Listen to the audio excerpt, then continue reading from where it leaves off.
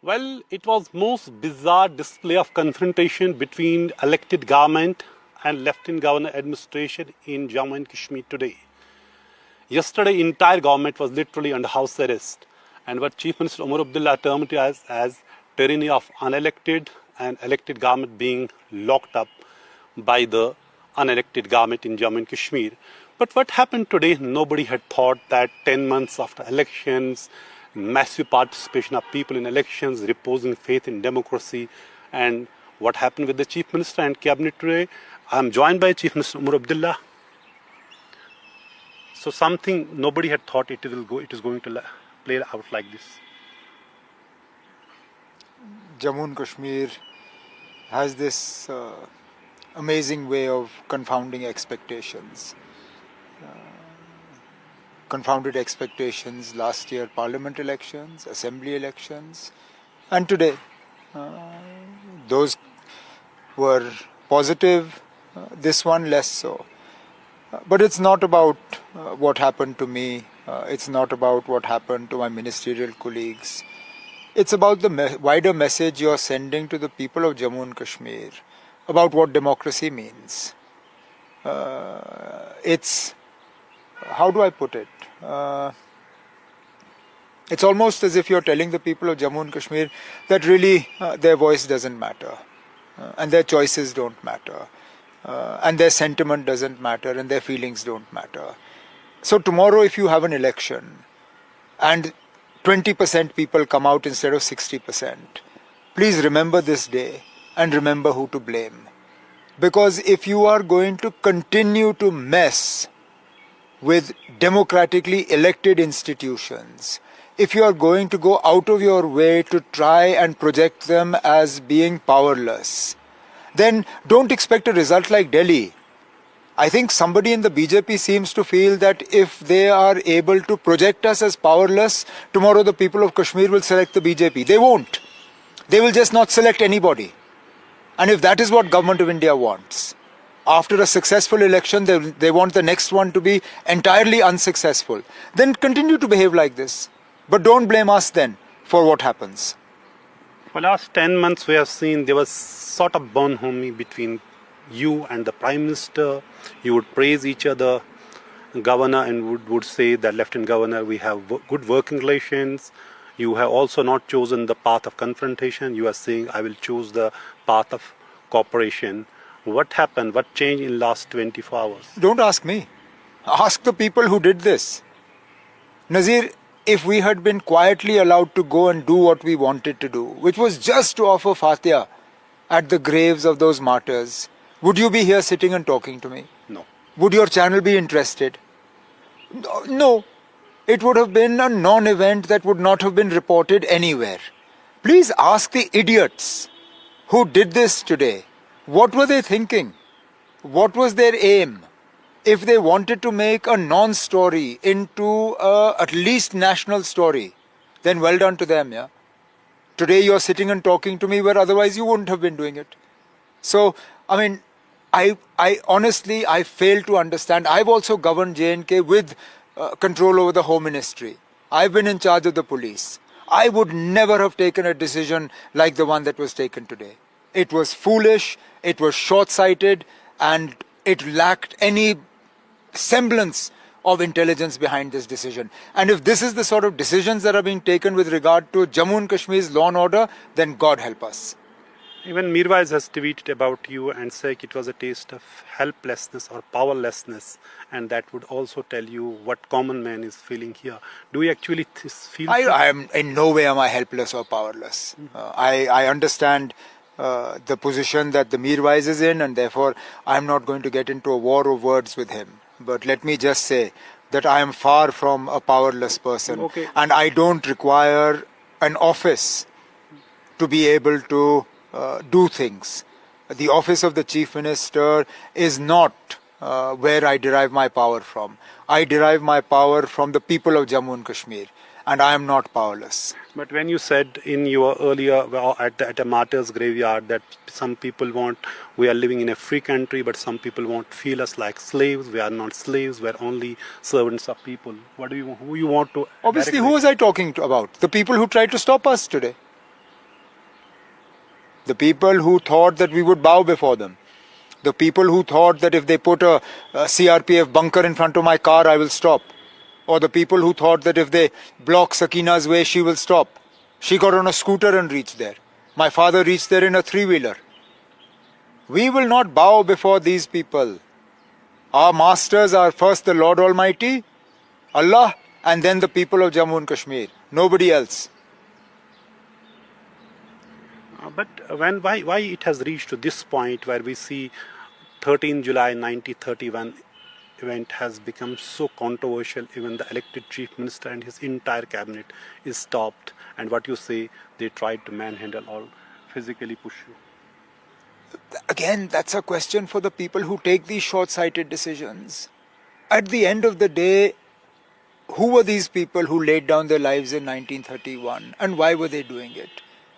They did it precisely to stop what we saw today. They did it to stop authoritarian rule.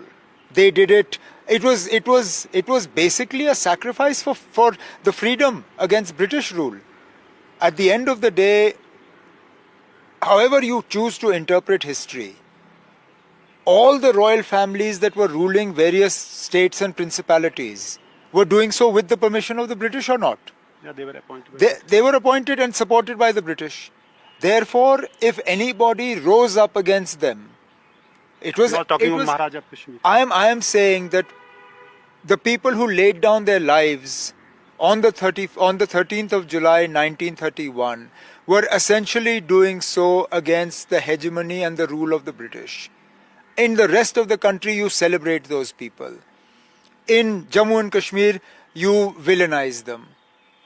But what do you expect from people who to this day consider the person who killed the father of the nation to be a hero? If you celebrate the person who killed Mahatma Gandhi, then obviously you will treat the people who laid down their lives against British rule as villains. But BJP has been, local BJP has been, they were miscreants, they were arsonists, communal, and to all these marches. Because they were Muslims. Had they been any other religion, the BJP would have had no problem with them. They would have been saluting them.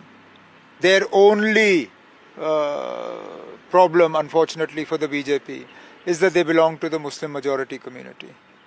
Well, let me come to besides this, today's incident, just few days after Operation Sindoor, India sent delegations across the world talking about the democracy in Jammu and Kashmir and how Pakistan is trampling that democracy with terrorism. Today's incident somehow belittling that narrative. Nazir, that's a question for those people who did this. They need to see to what extent is their commitment to democracy real. To what extent do they actually want democracy to flourish in Jammu and Kashmir? To what extent do they want to sort of live up to their promises to the people of J&K? At the end of the day, Jammu and Kashmir was promised statehood. We're not even going to get into the wider question of what was taken away from us on 5th August 2019. I'm simply saying right now that what was promised to us should be given to us. That is democracy. You said three things, three steps. Chronology, delimitation, elections, statehood. Delimitation, done. Elections, done. Now fulfill your promise. Prime Minister said, ये मोदी का वादा है. अगर है तो पूरा करिए ना. Are you a bit disappointed it has not been fulfilled so far? Even Supreme Court telling them do it as soon as possible. Of course I'm disappointed. I mean, you keep saying it will be at the appropriate time. Please tell us, what is the appropriate time? Today, the whole country knows that what happened in Pahalgam was not my failure. The Lieutenant Governor today has said he is responsible for what happened in Pahalgam. His failure is what pushed us almost to war, not the elected government. So you can't even blame us for what happened. We deserve to have the promise made to us fulfilled. So what will you do since you say you are now disappointed, government has not delivered on this promise? What would be the next course of action? You leave that to us. Everything has its own time and place. And we have already certain plans in mind. We will ensure that the voice of the people reaches Delhi. Whether if they choose to ignore the voice through the election, there are other ways to get people's voice across to Delhi, and democratic, peaceful ways. I'm not even for a moment suggesting that we will adopt undemocratic means or means that are anything less than peaceful. But within the wide prism of the space that democracy affords us, I will make sure that the voice of the people for the fulfillment of this promise reaches Delhi. And after that, if they choose to ignore it, then we'll see. What would be your message to the people who voted for you or who didn't vote for you but today saw these images? Chief Minister not being allowed yesterday, entire cabinet being actually put under house detention, and you termed it tyranny of unelected. Well, it is the tyranny of the unelected. It is unfortunate that the people of Jammu and Kashmir are not being given what is due to them. That's it. But rest assured, we are not going to be silent. We are not going to be cowed down. We are not going to allow people to walk all over us. We will do what we have to do to make sure the voice of the people is heard loud and clear. But over the last 10 months, you had tried to use what you have yourself said, cooperation, not confrontation.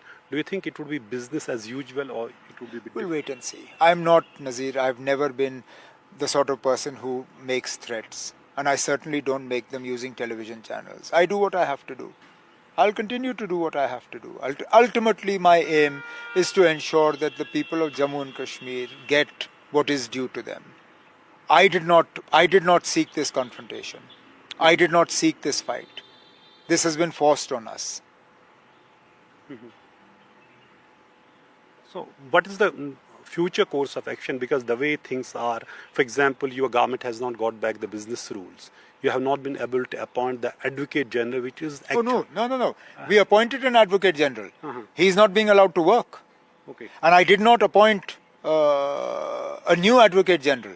I simply asked the Advocate General who had been appointed by the Lieutenant Governor to continue his work. And he received a call and was told not to go to the office. So I have not, it's not as if we have not appointed an Advocate General. We asked the Advocate General to work. He was told not to. So this question needs to be posed to the people who phoned up the Advocate General and told him not to come to work. Similarly with the business rules. We have submitted it twice. It has been approved and submitted twice by the Council of Ministers. Please ask why it is stuck. And don't raise procedural queries. Please tell me, is there something substantially wrong with the business rules? But please rest assured, a conversation is already going on around the business rules. I'm not going to make what is happening public at the moment, but we are in discussions about the business rules and we will pursue them. But would today's incident, it would add some bitterness to the relations between you and the central government? Would there be that?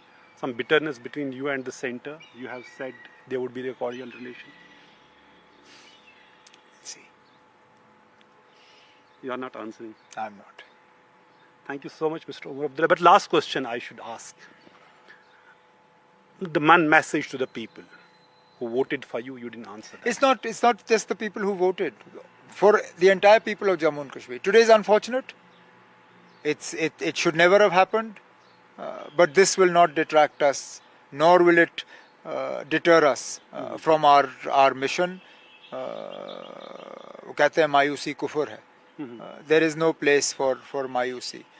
We must be strong, we must be brave, and we must be steadfast. And your critics may say that you have not taken a stand, but opposition is telling you always. So that's why it has reached to this point. Is that correct? You?